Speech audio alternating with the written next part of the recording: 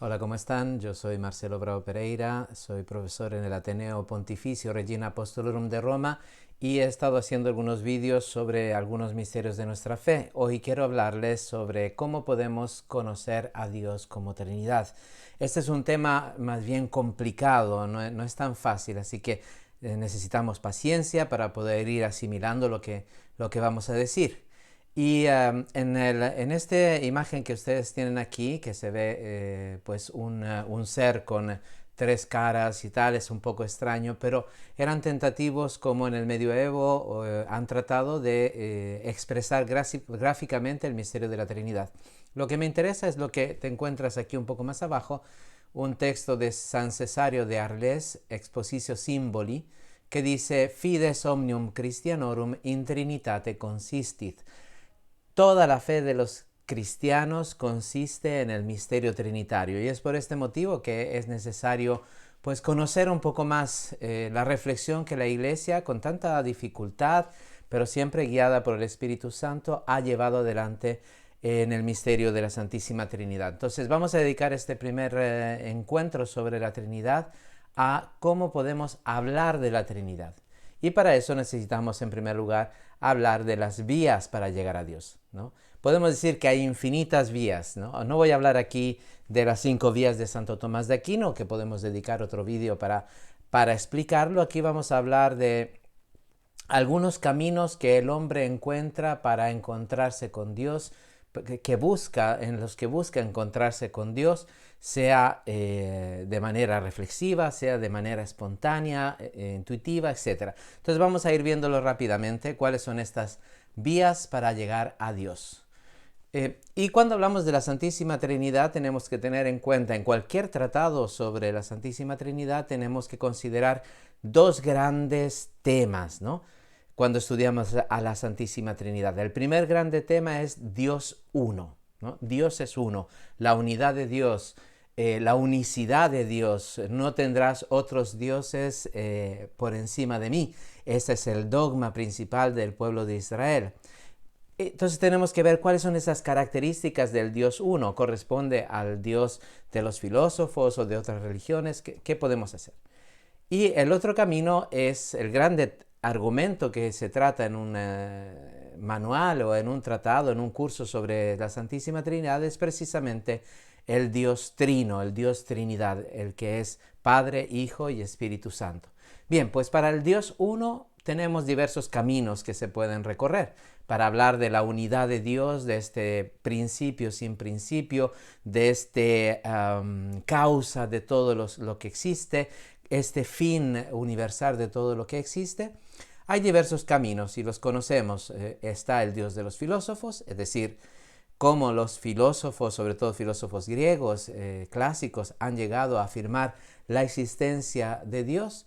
Está también el Dios de las religiones, es decir, cómo las religiones llegan a afirmar la existencia de un único ser trascendente. Aquí hay un estudio que no vamos a profundizar en estos momentos de una sacerdote, estamos hablando de los años 20 del siglo XX, Wilhelm Schmidt, que habló del así llamado urmonoteísmus, es decir, un monoteísmo fundamental que él encontró en una investigación que él hizo bastante extendida en el campo, en el terreno, podemos decirlo así, donde él descubrió que a la base de casi todas las religiones, de las más elaboradas a las más sencillas, las más primitivas, subsiste esta visión de un Dios único, de una única realidad que está al origen y a la base de todo. Después está, obviamente, el Dios del Antiguo Testamento. El Antiguo Testamento nos presenta este Dios celoso, este Dios con unas características bastante peculiares, viviente, libre, que hace alianza. Todas estas cosas las podemos ver en otro vídeo. Aquí simplemente estoy enunciando cuáles son estos caminos para poder conocer a Dios. Para hablar de Dios Trinidad, para hablar del Dios Trino, solo tenemos un camino, y este es Jesucristo. Todo el Antiguo Testamento en su conjunto no hubiera, reflexionando sobre el Antiguo Testamento, jamás hubiéramos podido concebir a Dios como misterio trinitario si no hubiera sido porque Jesucristo nos lo ha revelado. Entonces, el único camino para poder llegar al misterio trinitario es Jesucristo. Y una vez que hemos entrado en contacto con el misterio trinitario, entonces todo el Antiguo Testamento, toda la filosofía griega, toda la experiencia religiosa cobra un sentido, como que todo era vestigio, como todo era huella, era imagen de algo que solamente podríamos conocer gracias al misterio de Jesucristo, de quién es Jesucristo. Bien, pero cuando hablamos de buscar a Dios, lo primero que tenemos que hacer es entrar dentro de nosotros mismos y preguntarnos, ¿cuál es el Dios que buscamos? ¿Cuál es el Dios que yo estoy buscando cuando digo, voy a ver si puedo demostrar la existencia de Dios? Hay una frase de un autor que no recuerdo cómo se llamaba, pero que es muy verdadera. Si Dios existe, ¿quién es Dios? Pero si Dios no existe, ¿quién soy yo? Porque no puedo buscar quién es Dios sin de alguna manera también comprometerme en primera persona. ¿Quién es Dios para mí? Entonces, ¿cuál es ese Dios el que buscamos? Este Dios que buscamos no es una realidad entre otras realidades, porque es trascendente. Vamos a insistir mucho en esta palabra, trascendente. Dios está más allá. No es una cosa de este mundo. De hecho, yo me pregunto por qué no aparece la imagen que había preparado para ustedes. Pues tal vez esto es un signo de hacernos ver que no puede ser representado. No es una cosa de este mundo. No es familiar para nosotros. Trasciende. También es el Dios al que se dirigen nuestras oraciones. Cuando yo pregunto quién es Dios, esta pregunta no es simplemente teórica o abstracta o puramente filosófica. No, es una pregunta existencial. Es una pregunta que me toca interiormente. Incluso si no creo en Dios, siempre hay un momento dentro de mí en donde digo, nunca se sabe igual y Dios me escucha, ¿no? Nunca se sabe. Es el Dios al que se dirigen nuestras oraciones. Y tenemos que reconocer, por otro lado, que no tenemos un concepto de Dios. Nos hacemos imágenes, el Señor, el anciano con barba larga y poderoso, pero sabemos que esos son solo símbolos, son solo antropomorfismos, tratando de explicar de una manera humana algo que trasciende infinitamente. Si quisiéramos buscar a Dios, no lo encontraríamos en las cosas de este mundo. Cuando se dice que este cosmonauta ruso subió al espacio y dijo, miré para todas partes y no encontré a Dios, se equivocaba rotundamente, porque Dios no se podía encontrar de esa manera, no es de este mundo, trasciende este mundo, aunque está presente en todo este mundo. Buscamos a Dios en sí mismo, pero también buscamos a mi Dios, es decir, a la experiencia que yo he tenido de ese Dios. ¿Cuánto influye esta experiencia en nuestras vidas? Si hemos tenido una experiencia positiva de la paternidad, sea porque nuestro papá, yo agradezco a mi padre que siempre fue una imagen de Dios muy hermosa, pero también incluso aquellos que no han podido contar con sus papás, siempre uno se hace una imagen positiva o tal vez desgraciadamente negativa, como un Dios que castiga, como un Dios que busca el mal, un Dios celoso, un Dios que no quiere nuestro bien. Buscamos a mi Dios, buscamos a ese Dios del que yo hago experiencia. Ahí está la foto finalmente, que no es de Dios, sino es del hombre que busca, ¿no? que busca a Dios. La pregunta sobre Dios se encuentra con la pregunta de nuestro ser delante de Dios, de nuestra existencia. Si Dios existe, ¿quién es Dios? Pero si Dios no existe, ¿quién soy yo? ¿Quién soy yo? ¿Quién soy yo si soy imagen de Dios o soy imagen de qué? ¿Cuál es mi situación delante de un Dios en el que creo, en el que tengo dudas o en el que simplemente no creo? Este es un curso de, digamos, de teología, vamos a decirlo. Está dirigido a personas que ya creen. Entonces, el Dios que buscamos es el Dios de la iglesia. No puede ser que yo en mi búsqueda personal llegue a un Dios que no pueda ser reconocido por la grande tradición de los apóstoles, de los discípulos, de los que convivieron con Jesucristo y que por lo tanto nos han transmitido eso que vieron, que tocaron, esto lo dije en otro vídeo, que tocaron del verbo de la vida, la experiencia de Dios que hacen en contacto con el rostro de Cristo. Eso ha sido transmitido a la iglesia y la iglesia lo transmite a nosotros. Entonces, si nosotros decimos, el Dios en el que yo creo no lo veo reflejado en la iglesia, algo no está funcionando. O tal vez los ministros de la iglesia están perdiendo el sentido de Dios, o bien mi imagen de Dios es una imagen tan subjetiva y tan mía que pues es solo mía y no puede ser comunicable, es un ídolo tal vez. Pero también es el Dios en el que habla en el corazón de todos los hombres. Es el Dios de la iglesia, es el Dios que se ha manifestado en Jesucristo, pero es el Dios que habla en el corazón de los hombres y en el seno de las religiones, como dice Papa Juan Pablo II en su grande encíclica misionera Redemptoris Missio al número 28. Es decir, Dios habla en el corazón de todos los hombres y va llevando a los hombres hacia la plenitud de la verdad. Entonces, ese es el Dios que estamos buscando. ¿Cuáles son estos caminos que conducen a Dios entonces? Estos caminos, en primer lugar, son la fe. Y digo en primer lugar porque todos nosotros, antes de reflexionar, antes de pensar, hemos recibido por tradición una fe que podemos llamar natural. Y esto está extendido a todos los hombres. En todos los hombres hay una percepción espontánea de la existencia de Dios y hay también una tendencia a buscarlo, a descubrirlo, a creer en Él, a tener una opinión sobre Él.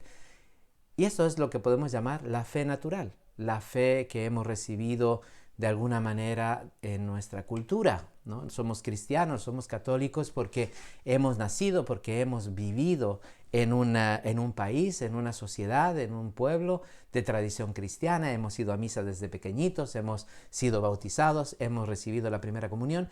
Esto se refiere a la fe espontánea y podemos decir que también en otras religiones se da esta fe espontánea natural en un Dios.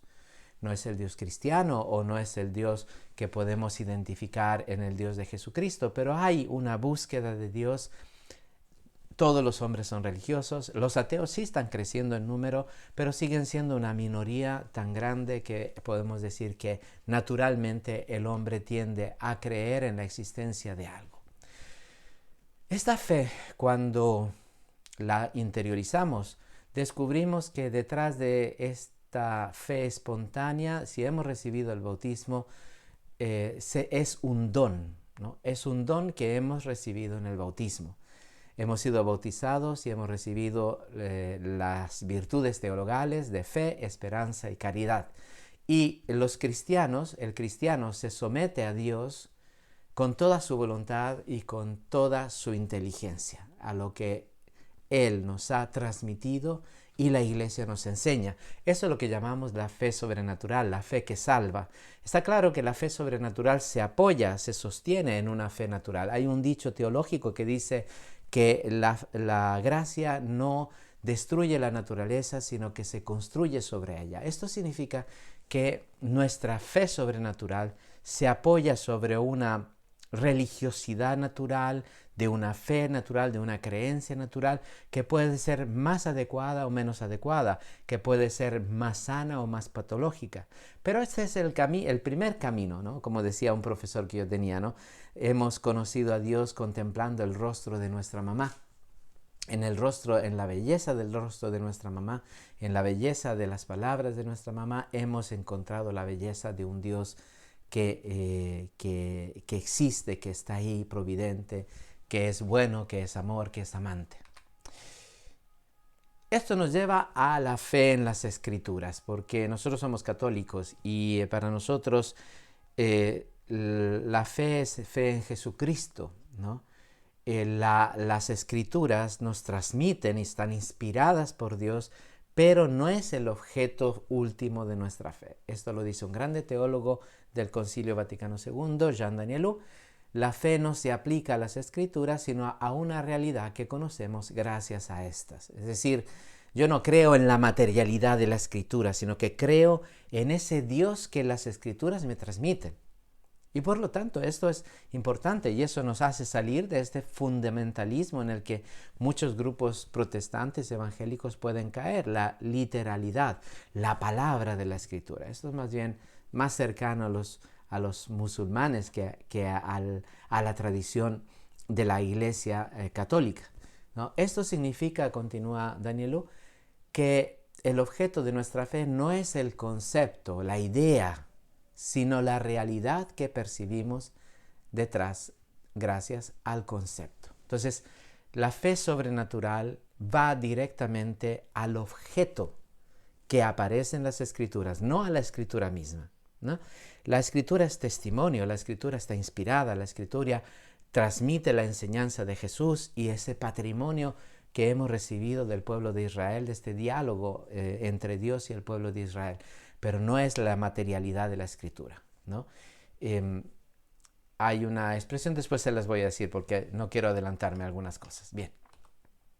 El otro camino para llegar a Dios es lo que podríamos llamar la religiosidad, ¿no? La religiosidad natural. Eso está relacionado con lo que dije de la fe sobrenatural, de la fe natural, perdón, ¿no? La fe natural. Y aquí es necesario hablar del testimonio de la religiosidad familiar.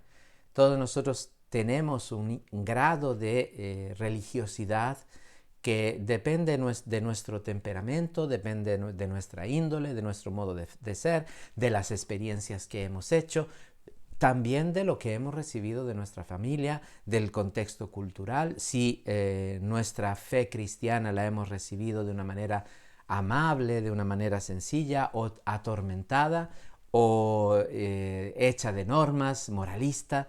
Entonces nuestra sensibilidad religiosa nos lleva a creer, a afirmar o a ser más escépticos, ¿no? El escepticismo en el que podemos vivir a veces no necesariamente significa que nos falta fe sobrenatural, sino simplemente que hay unos condicionamientos humanos que podrían hacer más fácil o más difícil nuestra fe. Y eso vale también al contrario, porque yo puedo tener una religiosidad exuberante y caer fácilmente en el fanatismo, ¿no? En el fanatismo. Y el cristiano cree firmemente, la caridad es el don supremo que nos lleva hasta el martirio, pero eso no es fundamentalismo, ¿no? El cristianismo usa la razón, ¿no? Decía el grande Chesterton, cuando se entra en la iglesia, uno se quita el sombrero, pero no se quita la cabeza. O sea, hay que pensar, hay que reflexionar. Entonces, una religiosidad fanática, una religiosidad demasiado, digamos, sentimental, puede ser de obstáculo a una fe auténtica, verdadera. De aquí tenemos que hablar seguramente de la experiencia religiosa, que tal vez en otra ocasión, yo estos vídeos los he hecho en italiano, pero los puedo traducir al español para los que me escuchan de lengua española. Esta experiencia religiosa que se basa en lo que Santo Tomás llamaba el ordo ad deum, es decir, la ordenación que el hombre tiene hacia Dios. Fecisti nos a te, Domine, et inquietum es cor nostrum, done que requiescat in te. Nos hiciste para ti, Señor, y nuestro corazón está inquieto hasta que no descanse en ti, decía San Agustín. Bueno, pues esta es la ordenación hacia Dios y el deseo natural de ver a Dios, que ese es un tema sumamente interesante, como ya reflexionando sobre nuestra inteligencia, hay en nosotros un deseo de conocer a Dios que está íncito, presente en nuestra naturaleza, que es filosófico, es decir, es racional. El hombre tiende a buscar las causas de las cosas, y por lo tanto se pregunta por la causa de todo. Pero no le basta tener un conocimiento teórico, un conocimiento especulativo, ¿no? Ese principio se presenta como un bien que el hombre quisiera poseer, porque la verdad es amable, la verdad es buena, la verdad no es simplemente para tenerla en la cabeza, sino para vivirla, ¿no? Y por eso el hombre busca algo más en lo que conoce. Tenemos que recordar también aquí otro, digamos, enseñanza de Juan Pablo II, muy hermosa, sobre la acción del Espíritu Santo en las religiones. ¿No? Siempre hemos visto las religiones como algo negativo, como falsedad, como error, etc. Sin embargo, ya incluso antes del Concilio Vaticano II, ya desde Pío XII, ya él escribió una encíclica, Evangelii Precones, ¿no? Los predicadores, los anunciadores del Evangelio, y pues ahí dice cómo Dios actúa en todo lo que hay de bueno, de verdadero en las religiones. Pues San Juan Pablo II nos invita a ver esa acción del Espíritu Santo en el seno de las religiones para conducirlas a la verdad, para conducirlas a la plenitud. ¿Por qué? Porque Dios quiere que todos los hombres se salven. Esto lo dice la carta a Timoteo 2.4, y en el Concilio Vaticano II, en la Gaudium et Spes número 22, usa este argumento. Dios quiere que todos los hombres se salven y lleguen al conocimiento de la verdad, y la vocación del hombre, de todo hombre, es una sola: Jesucristo. Y por lo tanto, Dios, por caminos que solo Dios conoce, da a todos los hombres la posibilidad de encontrarse con el misterio de Cristo. Este sería un buen tema para hablar en otro vídeo, no en este. Bien. Otro camino es, como ya habíamos anticipado, la reflexión filosófica. Y todo hombre es naturalmente filósofo, como decía Aristóteles. Naturalmente el hombre busca conocer las causas de las cosas. Y esto lo hace de manera espontánea. Es natural en el hombre buscar las causas de las cosas. Cuando es espontánea, es directa, es inmediata. Pero la filosofía es precisamente buscando un método racional de reflexión para poder llegar a conclusiones, entonces se llama filosofía, ¿no? La filosofía busca las causas últimas, cognitio certa per causas. Esa es la definición de la ciencia, y la causa última, el ser, la causa última de las cosas, el principio primero, ese es el objeto propio de la filosofía. Y una filosofía que busca la verdad con honestidad, al final, tarde o temprano, llega hasta el primer motor, el motor inmóvil, al pensamiento que piensa a sí mismo. Como decía Aristóteles, noesis noesios, este Dios que es puro pensamiento y piensa lo más alto que es sí mismo, o a la idea del bien, a la idea de la bondad, del bien de Platón, que es la causa universal de todas las cosas. Bueno, la filosofía es un camino que nos lleva a Dios. Y tenemos que reconocer que como seres humanos pasamos constantemente de una vía a otra. Como cristianos, la fe ilumina el camino, Fides et Ratio, encíclica de Juan Pablo II, ilumina el camino hacia Dios, pero no anula el esfuerzo racional de la filosofía, ni anula el sentimiento religioso, que son los caminos que nos llevan a Dios. Tenemos que reconocer, sin embargo, que en este camino tenemos algunos obstáculos, ¿no? Y estos obstáculos los tenemos que ver, pero los vamos a ver en otro vídeo. Así cortamos aquí y simplemente se los adelanto. Ahí están. Ahí están, y en otro vídeo que espero hacer brevemente se los voy a indicar. Que Dios les bendiga y nos vemos en el siguiente vídeo. Si te ha gustado lo que hemos hecho hasta ahora, te pido por favor que lo difundas y que lo compartas y te inscribas a mi canal. Adiós.